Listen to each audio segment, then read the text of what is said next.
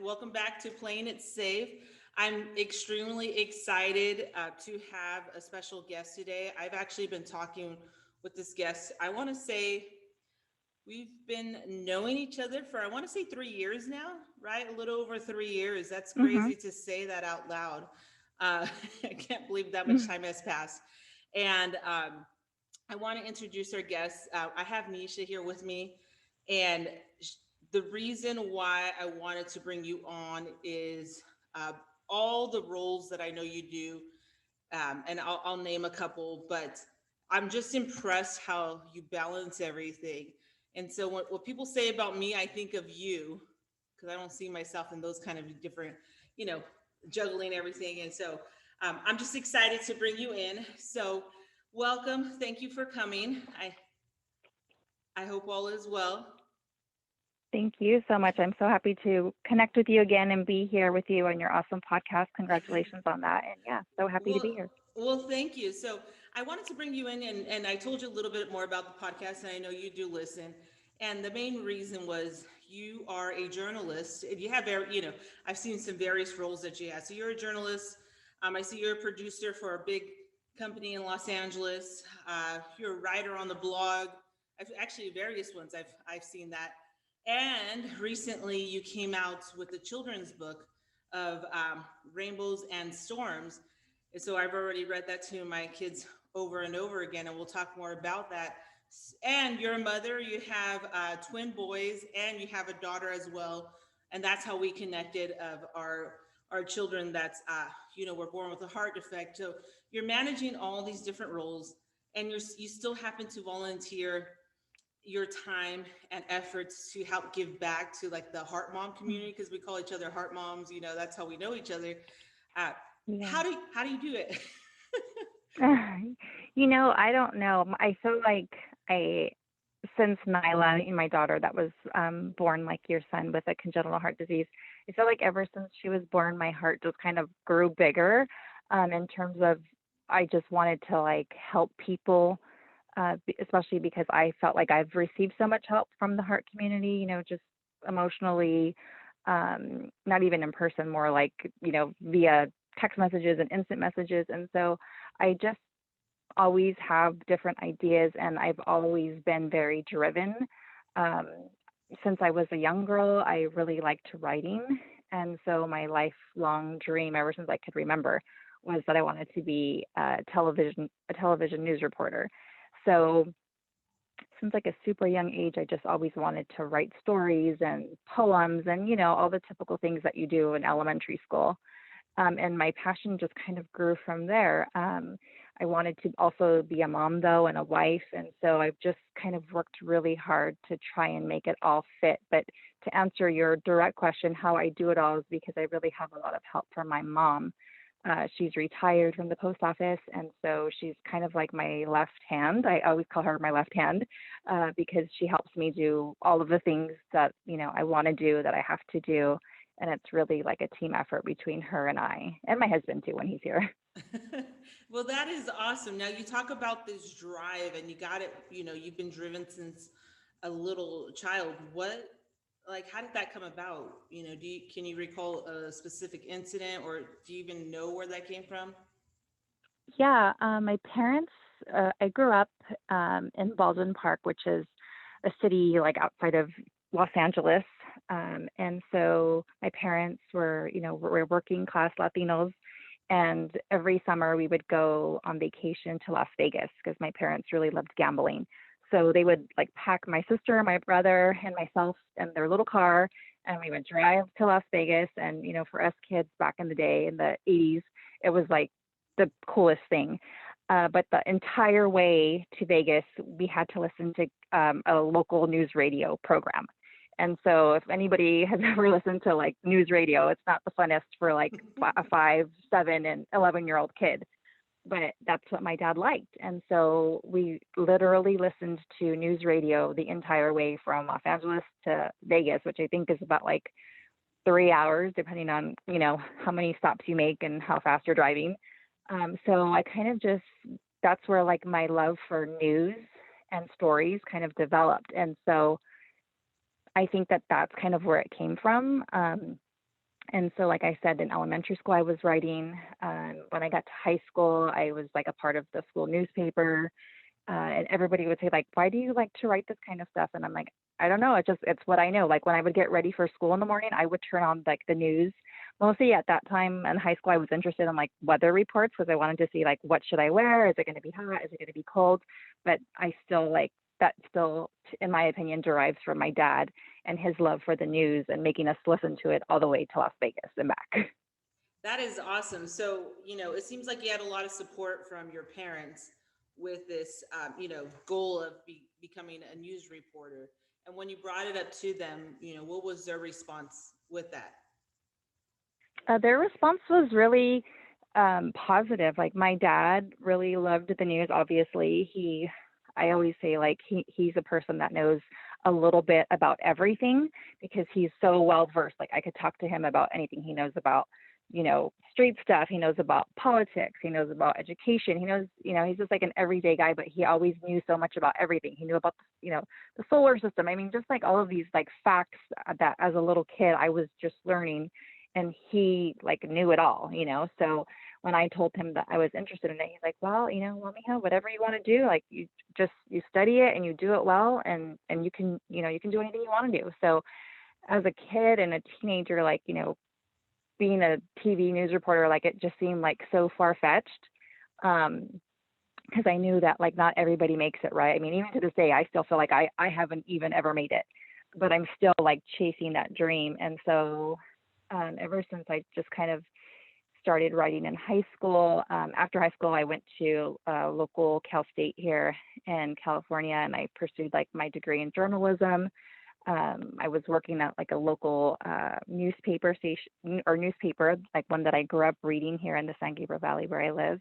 And so I always just knew that writing was what I really wanted to do. And I just tried to do anything I can to stay on that path, even if it wasn't like exactly what I wanted to do, because my ultimate dream was to be a TV news reporter. And for that, anybody who knows journalism knows that you have to kind of follow that dream across the country. You go from one little station to another different station to this station, and it's a path that you have to create, and you have to sacrifice a lot. Like you sacrifice your family and you go live places alone. And so I did that too. After working for a local newspaper here that I was just mentioning, I did move to Idaho, and I was a TV news reporter there at a local station.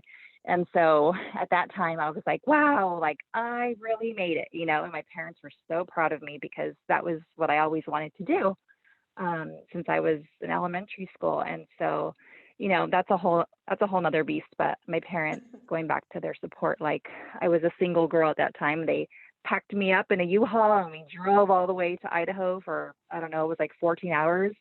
And then, they dropped me off and I was like, please don't leave me here. Because I was by myself and I didn't know what to do. And I was in this like tiny town, but it's what I wanted to do. And so I still had that like fire inside me. And I'm like, no, I may be scared. I may be like homesick, but I'm going to do it. And so I stood there for like 2 years. And yeah, so I mean, that's kind of how I um, followed my path to that job. But after my contract was over there, I decided that I really wanted to get married and I wanted to be a mom. And I knew that I was too close to my family to really give that all up and like travel, the country, going to different stations, trying to kind of make it. So I decided to come back to LA, but I've still stayed in journalism. And that was also my goal too, was just, even if I didn't continue to that ultimate goal, I wanted to find a way to still stay in my lane. Kind of, I like to say that I'm staying in my journalism lane, and I kind of think I've done a good job of doing that, even though it's a little slightly off track from what I really, really wanted to do, if that makes sense. Yeah, no, definitely does. And I keep hearing you talk about knowing that it was going to be hard, and you knew that you had to make sacrifices and move. How did you like figure out that path? Like, how did you know you needed to go to school? I know you said that your dad said something about studying, but was there someone you were able to talk to figure out what you would need to do, or how did that come Yeah, about? actually, yeah, actually, when I was in high school, I was a cheerleader, and so Friday nights was like the big football games, and I went to a private school out here in Los Angeles that had a really amazing football team. So we always had local TV news coverage. And so one Friday night, we were cheering at the game, and one of our local TV reporters was there. And so my dad's like, "Do you see who's over there? Like, you have to go talk to him. Like, go ask him for advice." And I was so shy. And I was like, "No, Dad, like, come with me, please." And he's like, "Okay, let's go."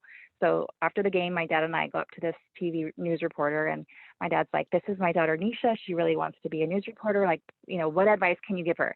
And he's like, "You want to be a reporter?" And I said, "Yes, I do." And he said, "Okay." He's like, "All you need to do is write." He's like, "Write, write, write, and never stop writing." And I said, "Okay." And so that was like probably the best piece of advice that I ever got, because knowing, like, when I went to journalism school here, all I did was write stories, like, real stories, fake stories, made up stories, like, your story, my story. The whole school was about writing stories. And so I learned at a young age in my career that writing was the most important thing. And so, when you're in school, you kind of learn what you have to do. You have to get an internship. So right before I graduated from the Cal State, I interned at a big station here in Hollywood. And, it was like one of those things, like sacrifice. Like, I went to school all day, and then at night I interned. I think my internship was like 6 p.m. to midnight. And I remember at that time my dad saying, like, "Are you sure that you want to do that? Like, it's dangerous. You're going to be on the roads, by yourself. Like, you're a young girl." I think I was maybe like 24. And I said, "Yeah, Dad, I really want to do it. I really, really want to do it." He's like, "Okay." So I did that for like 6 months. And then after my internship was over and I graduated, and I'm like, "Okay, I still have to write." Like, so I worked for like a super tiny, like, monthly newspaper, where you would get like one story a week. And that was like that was my big thing. And so while I did that, I worked at a bank. And like, a bank was like the last place you'd probably ever find me dreaming of where I wanted to work. But I knew that I couldn't make money, working at a monthly newspaper. So I did that. I worked a full-time job at a bank. And then on my spare time, I would work at the monthly newspaper. And it just kind of like went from there. I did that until I was able to get a full-time job at a local daily newspaper. And in the interim, I just kept writing for different places. Like, I would freelance write for other newspapers, like in the area that were hiring. You know, I'll give you $25 if you write a story about, this new restaurant opening. So I just did stuff like that, and I never forgot what that man told me. He just said, "Always keep writing." And to this day, like, I remember that every single day when I wake up, because I'm still a writer. I write every day for my work now. So yeah. That is awesome, because I think what I always, when I'm talking to people in general, most people have a desire of some sort. They just don't know where to start or what it takes. Because Hmm. honestly, I mean, I don't know anything about journalism, but I wouldn't have thought about it as writing, as far as the hustle. I mean, like, all that was a piece of Right. advice versus, like, apply to this place, apply to that place. That was Hmm. such a powerful piece of advice that, me not Yeah. being in that field would not know that that was the key to it as the main advice, which makes sense to write, but you wouldn't think that was a primary um, Hmm. word of advice. So that's really incredible. Yeah, Now, because a lot of people, sorry to cut you no, off, go it's ahead. just, No, go right ahead. um, a lot of people, like, like me, I had that dream, right? I want to be like a TV news reporter, like, just, let me be like live at 5 p.m. Like, that's great, but like, I knew that the odds of that happening for me was like almost unattainable. It's really hard to get to land that dream job. And so I knew that I would need all the skills. I wasn't just going to like show up at some TV station and be like, "Okay, let me sit behind your anchor desk." I knew I was going to have to go in there and be like, a quote unquote worker bee, and do all the things, all the researching, all the, phone calls, all the writing that writes, that makes up the story that the anchor could then go read at the desk. Because, the people that are working in a newsroom writing the stories, those are really the people that kind of do all the work. I mean, not all the work, but I think you understand the message that Yeah. I'm trying to get at with that. Yeah, no, definitely. And that's extremely important that you knew that. You I think a lot of people have the wrong perception of going into something thinking, "Okay, this is what I want to do. I did the schooling."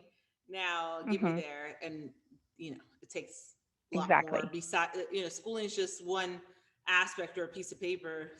that's Yes. that's great. It's a great accomplishment, but it's only so Mhm. far that it's going to take you. Now, Right, exactly. one thing that you've used as well is you use your life experience to create your stories as well. So when you became a mother, initially you had twins to begin with. Now that Mhm. the twins run in your family. They do run in our family, but I think if I'm not mistaken, my twin boys were our like 11th or 12th set in my family. Oh However, wow.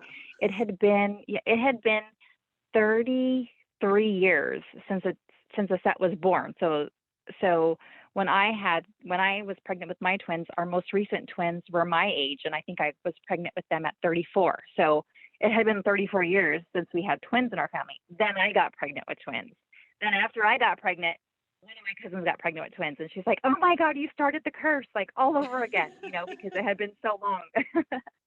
Yeah, no, So, that's incredible. And I know that because with twins, a lot of times you might have them early, and so you use hmm your story, being a mother, to even add that to. I know you've had a blog and you've contributed to other, websites yeah.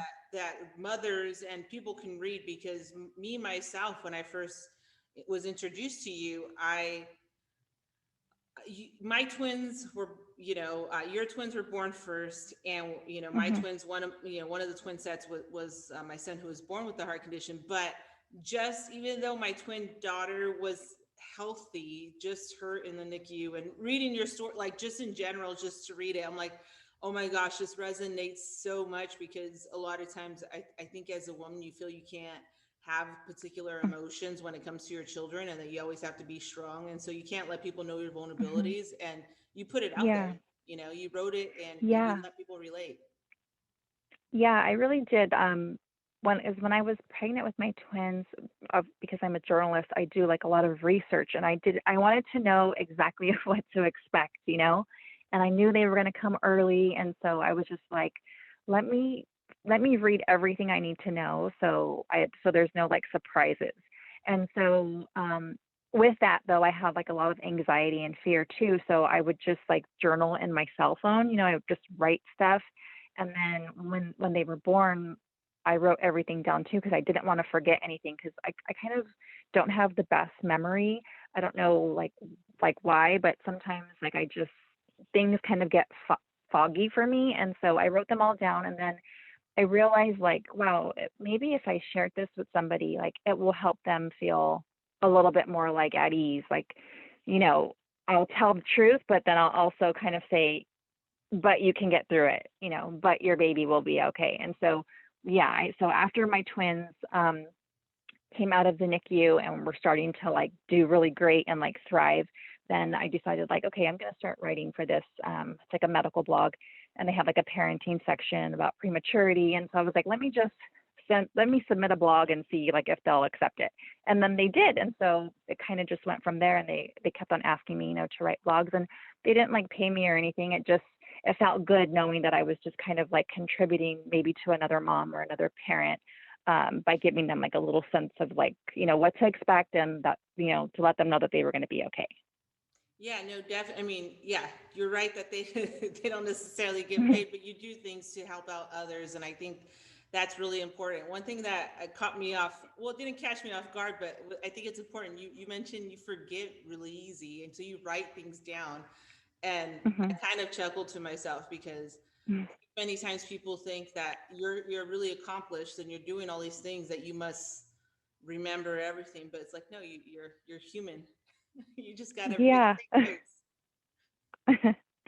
Yeah, sometimes I feel like maybe it's because there's like so much stuff that's happened to me. I mean, not to say that, I mean, I always make it a point to say like somebody has it way worse than I do, right? Like, I mean, we always feel like whatever problems that we have in our own personal life, our own family, like to us, of course, it feels like the end of the world, and it feels like the whole weight of the world is like on our shoulders. But I always say like, I know, like, thank you, Lord, for what I have. I know somebody else has it way harder than I do, but I do feel like sometimes my like absent mindedness is because I've carried like so much like in my heart and like on my shoulders as a mom. Yeah, no, definitely. And the whole believing that, or knowing that, there's others out there that have it worse, is that something that was taught to you as a child, or? You know, not necessarily. I just have learned that like I feel things like really deeply. I don't know why that is. I haven't, thank God, I haven't like suffered like a lot of tragedies like, in my job as a news reporter. I tell people's like happy stories and then I tell people's like tragic stories that will just rip your heart apart. And so I think maybe just being in the line of work that I'm in, I'm very well aware of how bad things are. I mean, don't get me wrong, like life is beautiful and we're all blessed to, be here every day to live it, but it's also really bad. And so I think just in the job that I do, I think being in it for so long, it's kind of changed the way my mind operates. And so I think that's why I always know that somebody can always have it worse because I see it every single day.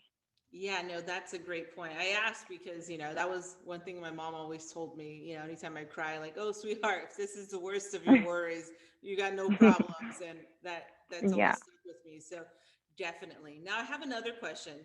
Um, what type of obstacles, or can you remember anything you encountered uh, that maybe almost had you stop pursuing your dreams, or you maybe said, this is not working out? Is there anything you can recall, or anything that you faced? Um, yeah, like when I moved to Idaho, I'm Latina, so I knew that I was moving to an area where there was not going to be a lot of people who looked like me.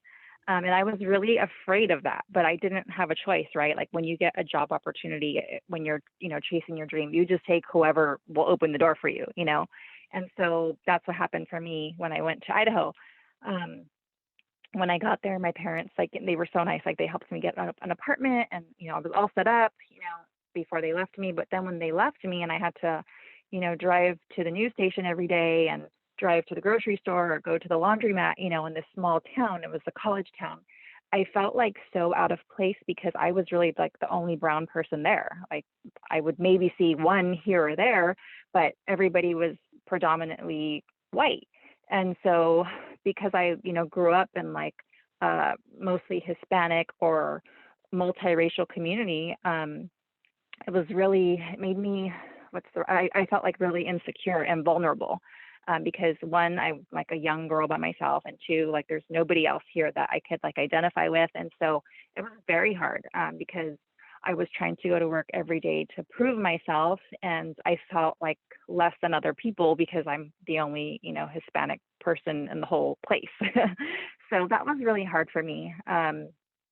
Very hard for me actually. Like I remember I would call my mom and dad crying. Like we talked often, probably several times a day. And I'd call them and say like, I don't know if I could do it. Like I'm so alone. I don't think I ever really told them that it was because I felt insecure about being the only Hispanic person around, but that was kind of at the root of it all. And my parents would just say like, you know, if you want to come back, come back. Like they always made sure that I wouldn't feel any shame, like if I wanted to give up. But deep down inside, like I would never let myself give up. So what I would do would just, they're my parents. So I would call them, I'd cry to them, and I'd let them pick me back up. And then I'd turn around the next day and I'd go back. So that was a big one that I faced because it's hard in this kind of job, really any job, I think, if you move to somewhere that's like foreign to you, you have to learn a lot. Like I had to learn, pretty much like a different culture because that part of the country is way different than Southern California. And the only time that I felt like a little bit comfortable was there was actually an Indian or Native American reservation nearby. And so I would like to go there. Like they had certain stores and stuff. And when I would do stories on the reservation, like I felt at home because even though we're, technically different, like their skin looked more like mine. So I felt like at home when I was there, and they were such nice people. So not to say that, everybody else in my community wasn't nice. It's just we were so different. And so that was really hard for me to kind of get over. But, in the end, it worked out, and I ended up staying there for 18 months. So I Yeah, think it no, made me a better person for it. that, I I mean, do that's remember, really good. I do remember this one Christmas. I was there alone, and also in this kind of business, you work holidays, so I didn't have like any of the holidays off, and so I was like, man, I really want a Christmas tree. Like it would have been my first Christmas without a Christmas tree, and so I'm like, I don't know how I'm going to do this, but let me figure it out. So I went to the Christmas tree lot and got my Christmas tree, and the guy that was working there was nice enough to like put it in my truck. And when I got back to my little apartment, I'm like, oh man, I don't know what I'm gonna do. So at that moment, like there was some people, some young guys from a local church, and it was kind of part of their mission. They were just going around the neighborhood, like asking people for help. And they're like, do you need help with that Christmas tree? I'm like, I do. So they helped me take it all the way up to my second story apartment. And, that also really kind of made me feel a little bit more at home there. So there are people, that'll make you feel at home. You just kind of you got to look a little hard to find them. At least that's what I learned in my experience. Yeah, no, that's definitely important that you mentioned that. I mean, even though you're back in California, and California has, very multicultural and has way more diversity. I think in the industry Mhm. you're in, we still see a lack of diversity as far as, Mhm. the main, news reporter. I know even out, I'm always surprised out here in the desert. I'm like, how are we such a huge Hispanic population, and I don't see one Latino just reporting unless I put it on the Spanish news station, and Yeah. uh, I just think that that's really important to mention. So that definitely could usually stop people because you don't see yourself, so you just figure it's not going to happen. Yeah. No, that's great that you brought that up. Now, come fast forward to Mhm. now. You added to your family a few years back, and then we meet, and I've seen a lot of extra things you've done. You recently came out with a children's book called Rainbow and Storms, and Mhm. tell me a little bit about that. Yeah, so I always knew that I wanted to write a book one day. I think as a writer, a lot of writers we always say like we're going to write a book one day, right? That's just kind of what you do when you're a writer. So I always had thought about it, but I never really knew what I would write about. And so, like we mentioned, my daughter was with her heart condition. I'm part of like a big heart mom community online. And so we used to live about an hour away from where we live now, and we ended up moving, selling our house because my daughter gets her primary care at the big children's hospital out here in Los Angeles, and we lived pretty far from there. So we decided that we would have to move a little bit closer. So we moved, and actually, this was on the day that I saw you at a heart walk in Orange County. And so that day there was a big walk, to fundraise and raise awareness for kids that have congenital heart disease. And so when I came home from that event to the house that we had just moved to, our neighbor was outside talking to my husband, and they're like, hey, like, what do your shirts mean? Because we had on shirts, that had hearts and said, her battle is my battle. And so my husband's like, oh, our daughter was born with a congenital heart disease. And my neighbor's like, you have got to be kidding me.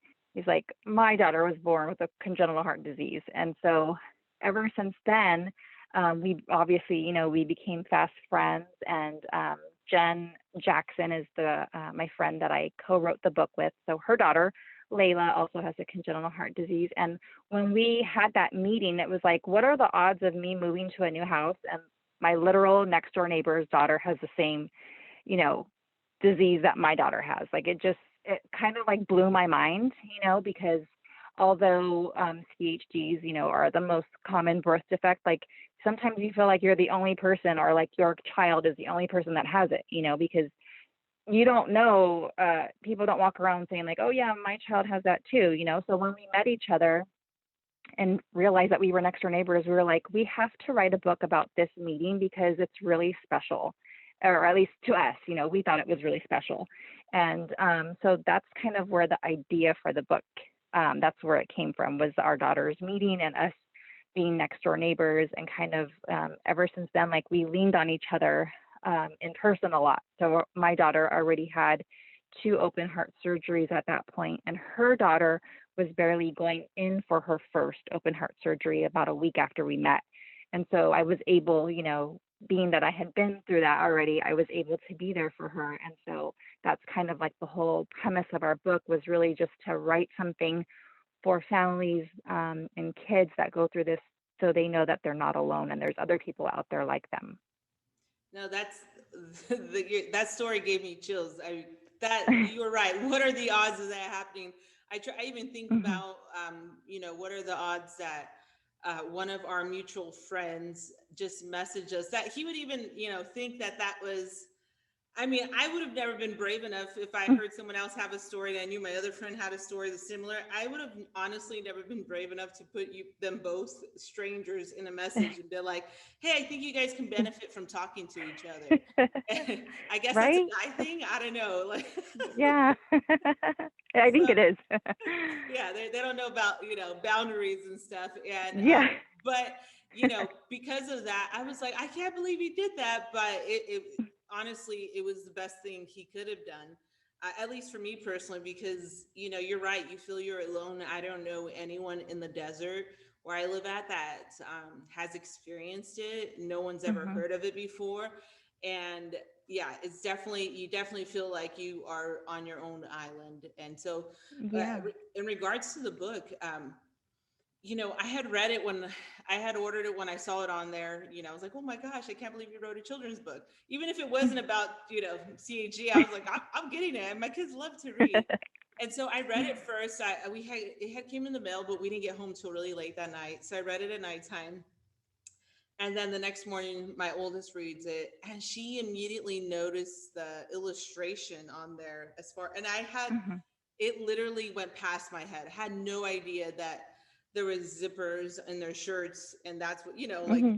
I didn't pay attention, and she noticed that, and it just means it really was powerful to my kids, not because they necessarily go through, the whole CHC, their siblings of it, but because it also creates that, we do have some storms, but like you're Hmm. teaching kids to look on the brighter side of things, that there's a lot of positive in everything, and even in relationships they build. So it's really Hmm. interesting. I recommend people to read it because it's just a powerful message. So hopefully, my daughter asked, she looked on the back of the book.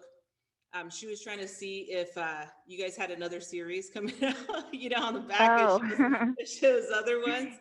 And so I was like, well, Yeah. not yet, kid, but in the future there might be more. So um, definitely know that kids are Definitely. interested in that.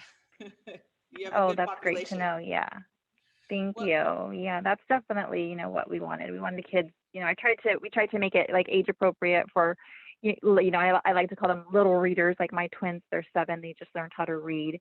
And they really, they resonated with the story too. And I think even though it is based on like congenital heart disease and these two little girls with what they're battling, I wanted to make sure that it was a message, just of like love and like friendship that any kid, even the healthiest of kids, could walk away from after reading the book.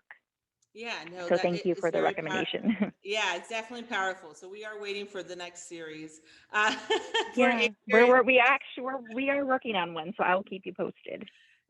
I just find it so incredible that just talking to you, man, it's just so inspiring, because you keep going for what you want to do, yet you're still working on just other projects, not stopping, because you know that sometimes there's not necessarily a materialistic payout with like blogs of Hmm. helping other people out, but have you ever taken the time to realize how many people you do assist with all this, or does it not even, you're too busy to think about No, that? no, yeah, I guess I don't really think about that. Sometimes, as a writer, your biggest like achievement is like when you see, we call it a byline. When you on your story you see by, Nisha Gutierrez Jaime. That's my name, okay? And so I always worked for that. Like that's when you're a writer, that's what you want. Like you want that credit. You want that, accolade on wherever, on a website or on the TV screen or on the newspaper. And so in the beginning, like I always wondered, like, oh, I hope this story goes viral. I hope so many people see this story, or I hope different, outlets pick my story up. And it's just different with the writing that I do, like the blogs and like the book. Like I really didn't, obviously, like we didn't do it to make money. A big portion of our sales is going to go to a national congenital heart disease association that we're working with. We're working on a campaign right now that I'll be announcing soon. But that's kind of really what we wanted because I like you said, when you find out about your child being sick, like I mean, yeah, you have like the doctors and stuff, but you still feel but like alone. You still feel like who do I turn to? Like where do I go? Like who do I ask? Like who's been through this? Like whose kid is okay? Whose kid is not. Like you want to know all of those things. And so when I do this kind of writing, like I even if I feel like 5 people like read my blog, or even if 50 people like bought the book, and maybe one of that went to a new mom whose baby was just born with CHD. Like that's fine to me. Like that's what I think of. I don't think like, oh, I hope this book like goes viral or something like that, because it's not really that for me. I mean, it would be amazing, but it just kind of makes my heart feel better. And like I said earlier, like I don't know if you how you like process all your emotions with your son and his condition, but like it's been very very hard for me. Like there was dark times, like my book Rainbows and Storms, like there were so many storms that I felt as like a mom, and I couldn't even imagine, thinking of what my daughter has to go through, right? She's the patient, and even though she's little, I would just find myself in such a dark place, like, because I would be so worried about her and my whole family, like what would, all those what ifs that kind of just swirl around in those dark, dark days. And so I just, it really makes me feel better too when I do stuff like this, because I feel like, okay, if I'm channeling like hope and rainbows and all of this like into the universe, and maybe it'll come back full circle for my daughter. And so that's kind of really what I think about when I do that kind of writing, if that makes any sense at all. Oh, definitely makes sense. And just to let you know personally, you helped me out a lot as far as when I still remember you were like, oh dear, you just found out because, Mm, we didn't find out till after my son was born, and you knew yeah. prior to your daughter's Yes. birth. And so, you, you felt bad for me, and I felt bad that you had to know that whole Mm, time. yeah. And just that, compassion and empathy. I was like, oh my God, like it really helped out. So it honestly I'm makes me so feel glad. like, okay, she's okay. So my son's gonna be okay. And you just need that hope. And I think that's why, like this is why I do these talks. I think people need to see that yes, there's lots of struggles.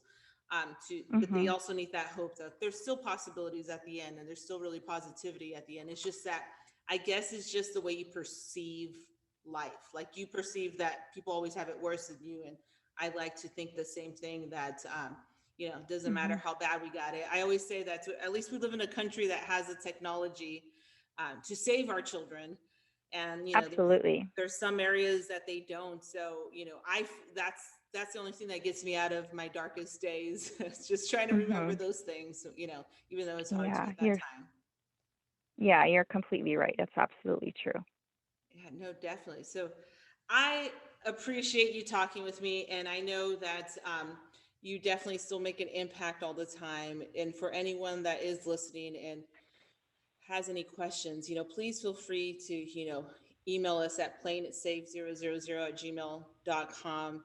If you want to, please share and like and subscribe and share the story. I know there's plenty of moms and women and just people in general trying to make it in a industry and are struggling, whether they're trying to go into, journalism, or they're just trying to get started, but maybe they've already completed the schooling. They feel stuck knowing that they haven't got the opportunity.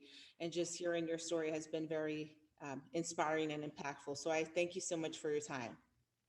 Yeah, thank you. It's also always great to connect with you, and thank you to your listeners also. Yes, thank you. And I am going to stop